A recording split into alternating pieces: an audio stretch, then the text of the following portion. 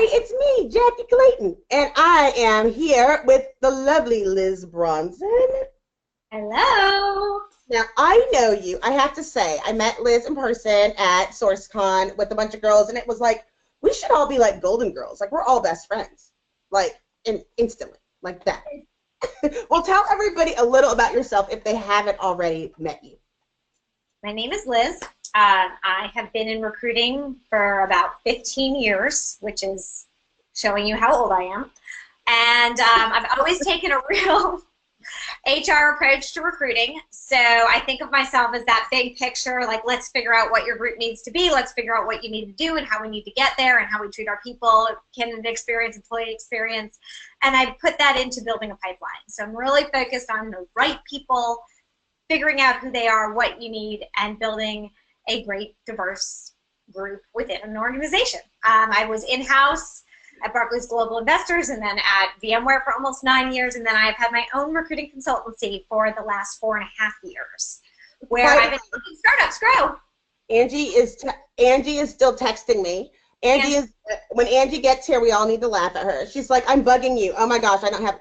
Yes, you have to register. This is why we send out things in advance. Number one, so we can answer your questions in advance or see those. You can send those. Everybody's on mute right now. If you have questions, put them in the little question box, and we'll make sure and get them. How about that? And you can put them out on Twitter with the hashtag #RDaily, and we'll do that. If we can't get them, we will send them directly to Liz, and she will answer them. I am representing Baylor. It is Sikkim Bears because it's homecoming. Now I've done all my shout-outs. Back to Liz. So, what is that? Now, you've done corporate, and now you're doing your own agency. Now, both of us have both been on those sides, and it's a little different, but you still have to manage hiring managers on either side of that equation. Absolutely. And it's totally different when you're inside and you're corporate, and like I've done it inside corporate where I was in the office every day. I've done it inside corporate for years when I was working from home halfway across the country. And then I've done it outside managing hiring managers of clients of mine who are startups and just trying to grow and are doing 5 zillion things and not thinking about hiring. And I'm like, look at me. So there's all different ways to manage. And depending on your role, it's a different type of relationship. Well, what are the challenges, though? I mean, let's talk about some of those. Like feedback, never getting enough feedback, right? That's a challenge. Getting them to put their eyes on it, especially when you're remote. So I'll tell you kind of a funny story. So when I was at VMware, before we moved from the Bay Area to Austin, I was really pregnant. We moved right after I had a baby.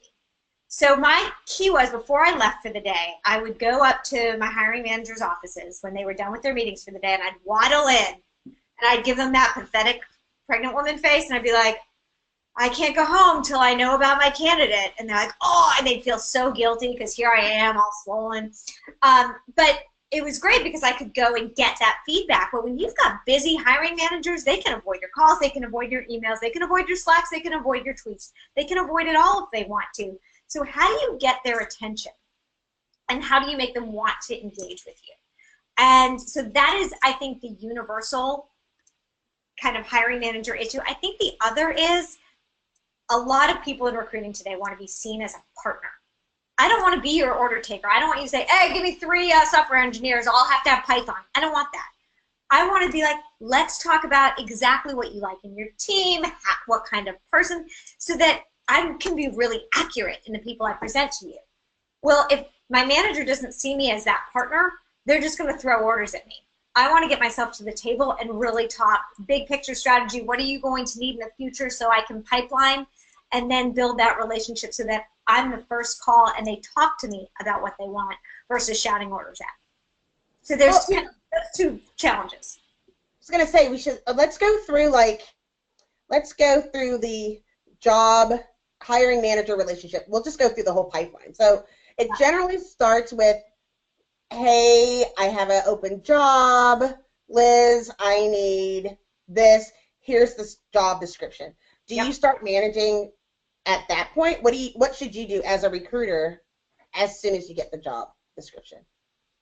what I would like to do when I get the job description, first I want to like redline it, write all my questions so that I'm prepared, because I don't want to go in blind.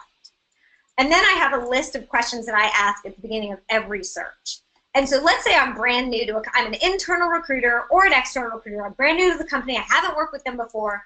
I'm going to want to sit down, put a solid hour on that hiring manager's schedule and ask them everything. Tell me about your group. Tell me what you're looking for. Tell me, are there any performance issues on the group?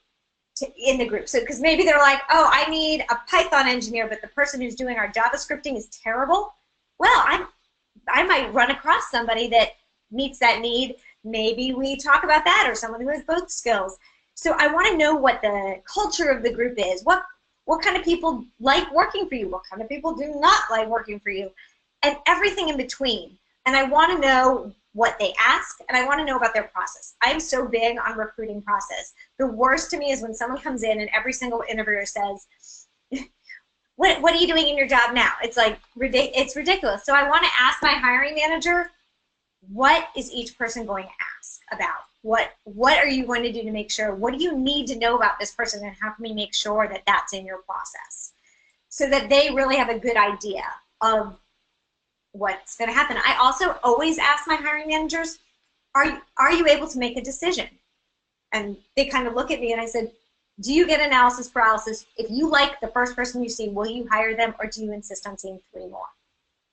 Because if they say, I really like to see at least 3 candidates, I know I have to get 3 candidates even if I find the perfect person on conversation 1. So I need to know how this person makes decisions around hiring so that I can meet their needs. So I really want to get to know them. And I'll tell you a little trick that I do with hiring managers the first time. My whole thing is that I want to make them meeting with me fun. I want them to want to talk to me. I mean, when I think about some of these people's jobs, I'm like, wow, that sounds like fun. Boring. So when they talk to me, it's like a little refresher in their day.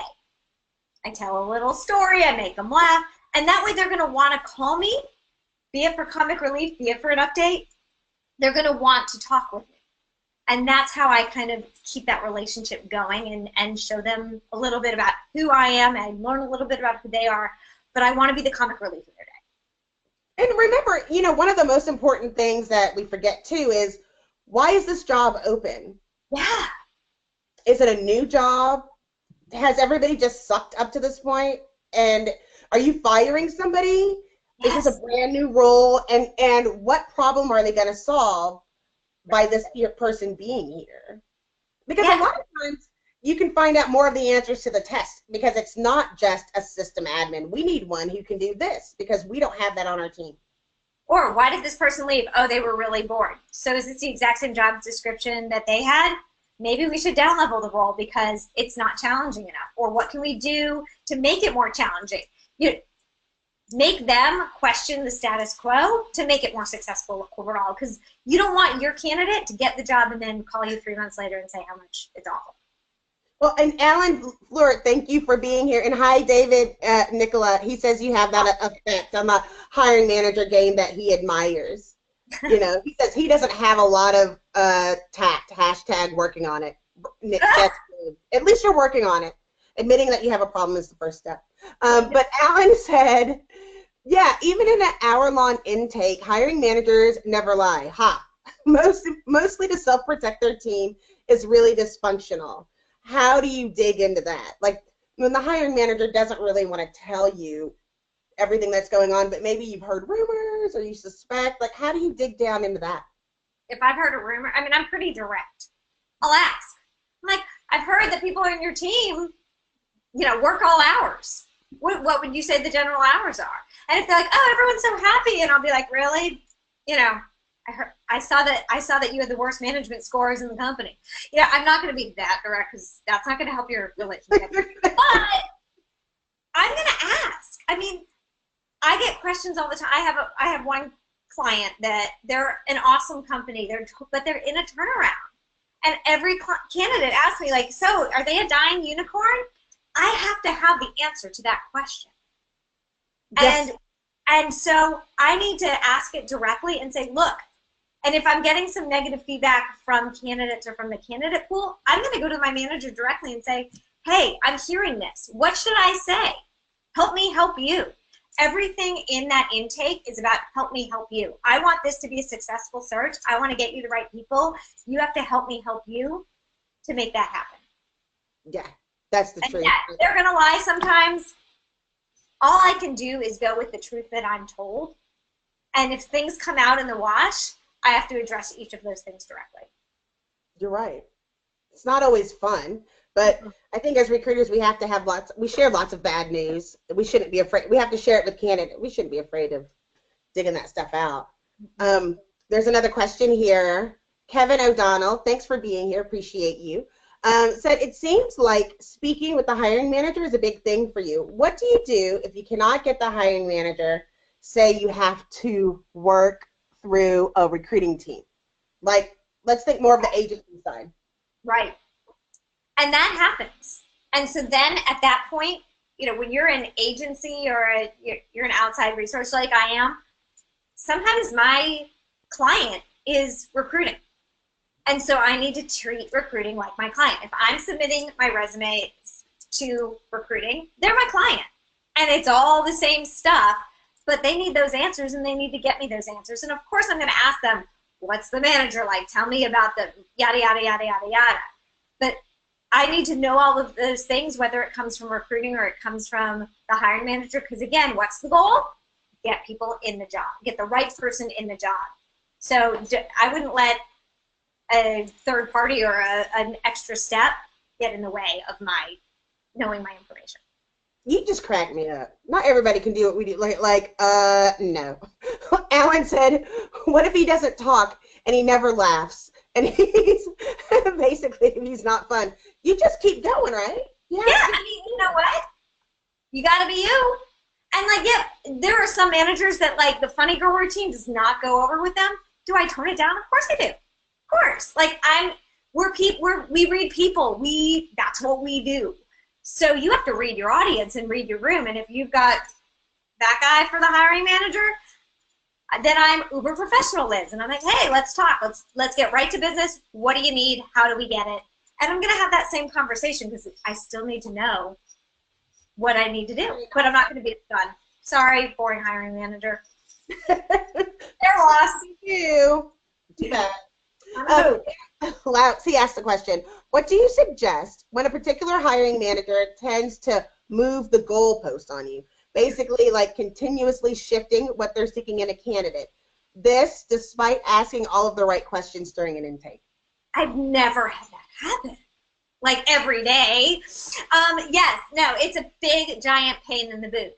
But it's the job. And you know what? What I tell managers in that scenario is I say, look, this is a process. And I do my dating analogy where this is like dating. You don't marry the first person that you go on a date with.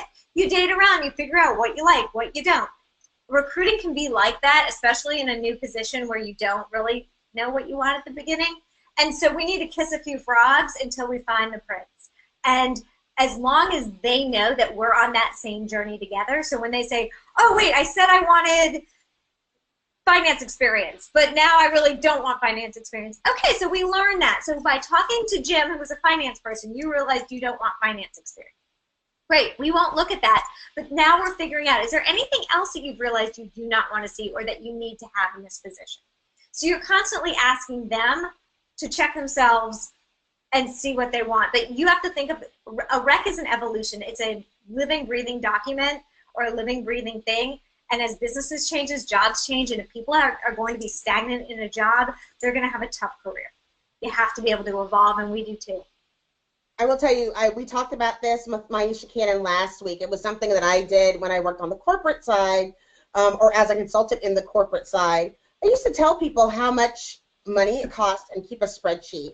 So this is what the salary is, and break it down to a daily basis. Divide the salary by 20/80, and every day say this is how much it's costing the company by not making a decision. And likewise, this is how much on the recruiting staff that we're costing the company by not having a candidate through the process.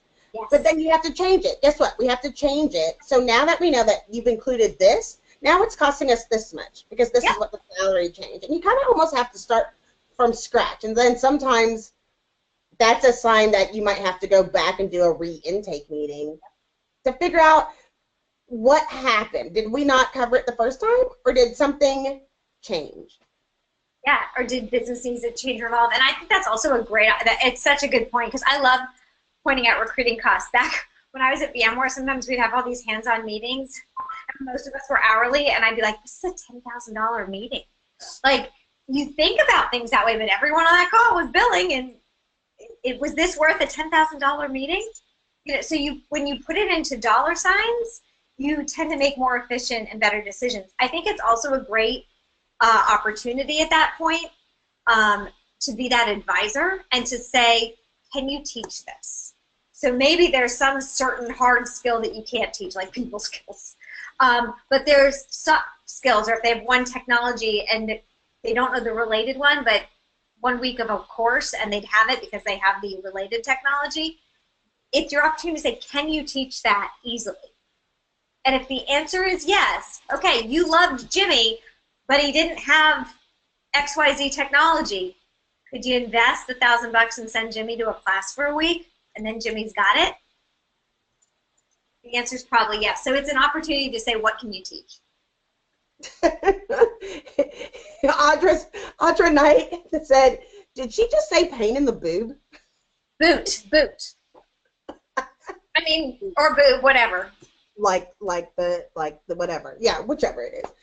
Friendly reminder, right now, we've got 13 more minutes. They always go really fast. Get your claws in there right now. And it was boot. Boot. Like booty. Like booty. Sorry, I forgot. Is this live? And so anyway, that being said, make sure you get your questions in there, and we'll do that. David Nicola, he said, in Texas talk, boob equals boot. Sure. Not really. Well, Angie Viras has a question. She said, what do you do when your hiring managers just don't get it? You slog through. Fire them. Yeah. Well, I mean, you know, I've had clients as an independent consultant. I've had clients that I've said, I can't help you, because I want places that I work with to be really great places to work, so that my brand stays intact of Liz has really good jobs to work on. And so if I feel like they do not have it together, they don't know what they're doing, yada, yada, yada, I'll tell them I can't work with them. When you're internal, that's harder. You can talk to your manager, maybe get a different hiring manager. But sometimes you just have to slog through. And you have to do your best. But then on the candidate side, I'm super honest. And so that I don't send somebody into a landmine. I'm like, I will be as honest as I can be. Well, and sometimes, it sounds like that you really kind of have to manage your hiring managers, sometimes through their process, but sometimes you have to manage them through your process and what your expectations are. I mean, it sounds like once they kind of breach that agreement, sometimes it's not even worth the pain that it's going to take going through the process, right? Right. Or I think you also have to cover your booty and sometimes say, like when they're like, where are my candidates? When they say, where are my candidates? I'll say, I sent you 4 last week, but you were traveling. And then this one dropped off because they had other offers. And so I may lay it out, not to say that I have no fault in anything. Everybody makes mistakes. But when they're saying, why haven't I hired? And I'm like, but you were gone at conferences and speaking and sales tours and whatever for 4 out of the last 5 weeks. Nobody interviewed. That's not my fault. There are 4 candidates sitting in your queue, but one of them disappeared because they took another offer. Maybe we should adjust this process for people who are in town. But, yes. And so that puts it back on them. Because if I do my job and they can't do theirs for whatever reason, they have to take that accountability. And a lot of this stuff is is automated, and you can do it by phone. I mean, or pre-recorded questions, pre-recorded. Do it when you're in the car. Listen to it like a podcast. I don't know. But if you're not in the office, so do a video call. It's not as good, but it's fine. To keep the process moving, you have to be creative and use different technologies to your advantage to keep things going. This is a hot job market, and people who are top candidates do not have time for you to be unavailable. You're right. I know. I agree with that. Meredith Nath is here. She had a question. How do you get your managers to offer quantitative and measurable feedback? I'll wait. How do you quantitative and measurable feedback? Well, you know, I think that some feedback is quantitative and measurable. Does this person have 5 years of sales experience? Yes or no? There's some quantitative feedback. I think you can do a rating scale if you want to have, you know, everybody rate this candidate on the main competencies of the job from 1 to 5. Okay, there's some quantitative data. I think that qualitative data comes from behavioral interviewing questions and finding out about this person's actual experience and asking questions about, can this person take a problem like ours and solve it? So there's all these different types of questions that you could ask to get data, and the best data is from how do they approach a problem? Well, ask them about a problem that they've solved and see how they approached it. So that's not quantitative, but it's data. And so you need to be able to listen, and I think there's a huge piece here, and this is probably a different visit, but interview training and making sure that your hiring team, not just your manager, but your manager too, but your team is really ready to interview and knows what they're doing and knows what to listen for and is thinking about the candidate experience. It's huge. And that will get you that data that you're looking for if you're interviewing properly. If everyone's saying, so tell me about your last job and why you're looking, you're not going to have that data. It's just they need to know. It's like these are your hiring managers and they're going through the process. You can do everything you can as a recruiter, but if they don't have that piece, though, they're not going to interview properly. They're just not. Everyone on the team needs to be able to say yes or no, thumbs up or thumbs down, and why, and have a certain area that they're assessing so that all the areas together determine whether or not the person is a good fit for the job. Well, Liz, can you take us through a scenario maybe that you actually had, you know, maybe not the best experience with a hiring manager and how you were able to kind of turn it around? No names. Who to pick? Who to pick? So I had one hiring manager, I'll tell you, and they were kind of, now I'm like, ooh, do I pick this one or this one? No, I had one that was a nightmare. I don't think they liked working with women. And it was a difficult relationship. And I had to really prove that I had a brain in my skull. So they were a little condescending and a little rude, and I kind of had to take that. I mean, I'm originally a Boston girl, and the Boston girl came out in me. And I really had to show them, like, hey, I'm an intelligent, knowledgeable person, but I had to have my facts lined up. I had to have all my stats. I had to have everything together. And I had to say, like, hey, I'm out there representing you. So I need this from you, and if you don't get back to me with, and I had to set really strong SLAs with this person. When I send you someone, I want to hear back in 24 hours. This is what I'm doing. But I really had to show that they could trust me and that I was a professional too. And so, you know, kind of to go back and counter myself earlier, but Funny Girl was out the window. Boston Business Girl was in the house. And it was game on, Donkey Kong. But I got him to turn around at least enough to let me do my job. And to show that this was not going to be okay with me. And did it work? Mm-hmm. Yeah, no, I mean, we ended up making a hire.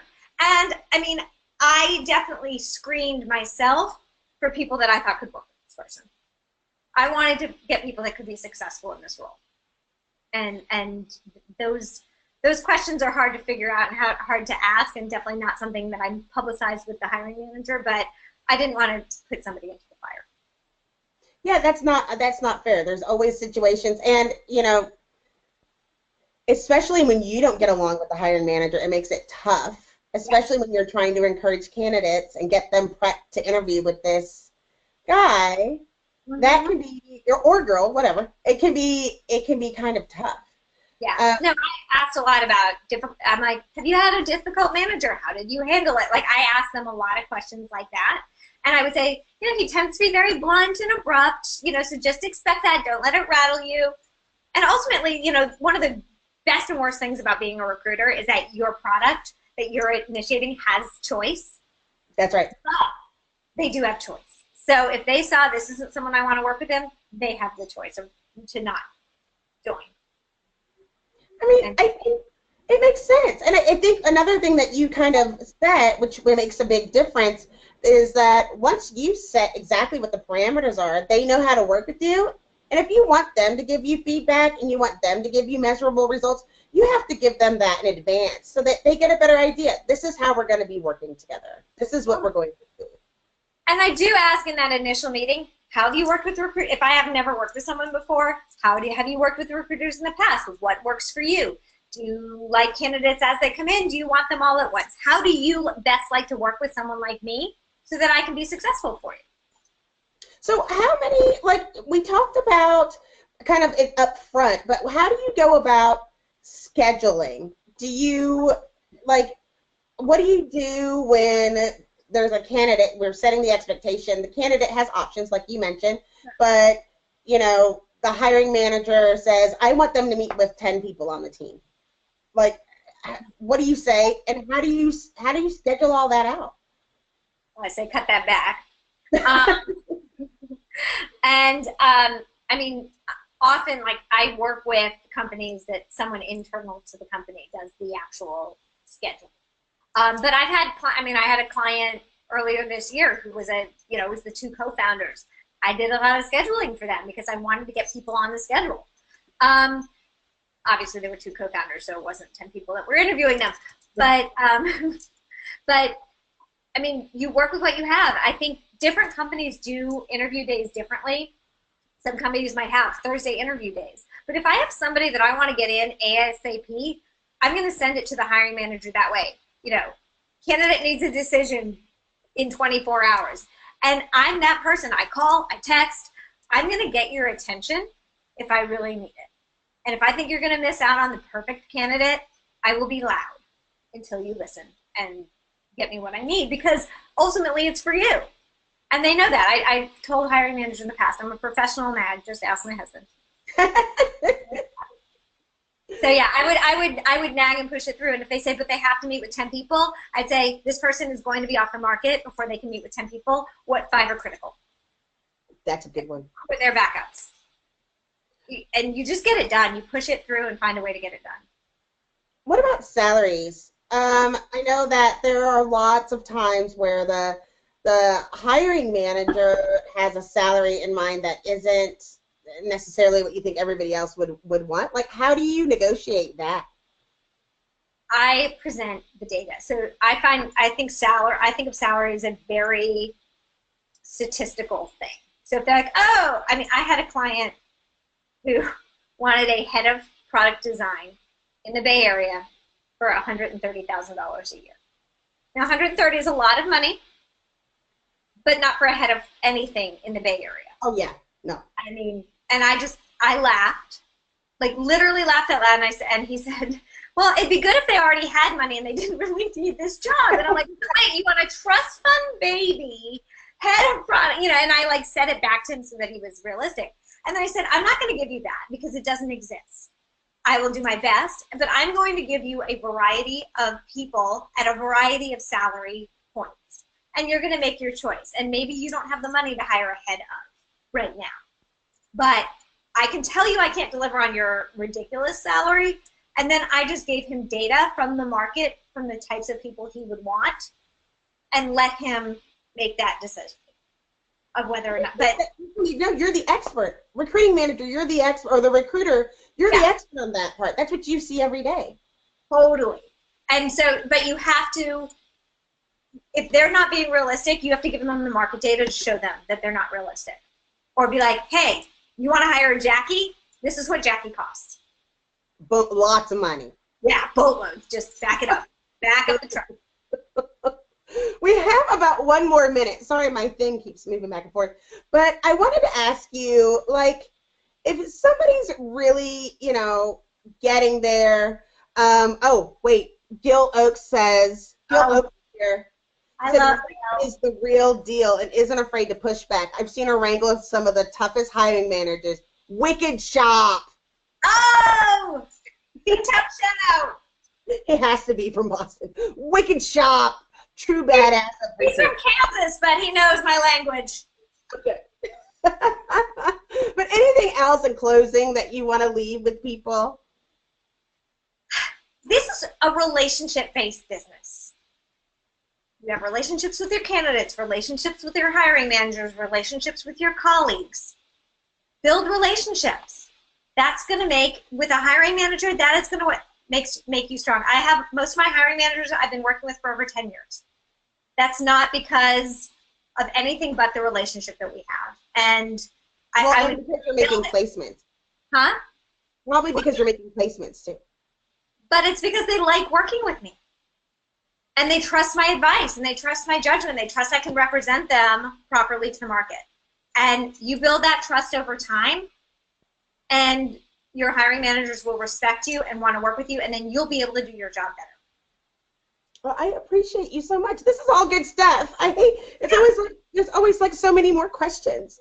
But I appreciate you, and I appreciate Gil and Angie and David. It's like romper room. And Meredith and Alan and David Nicola and Dan Laux and Kevin O'Donnell and Recruiting Animal. Thank you all for being here, and I will see you again next Friday. Liz, you'll be back, right?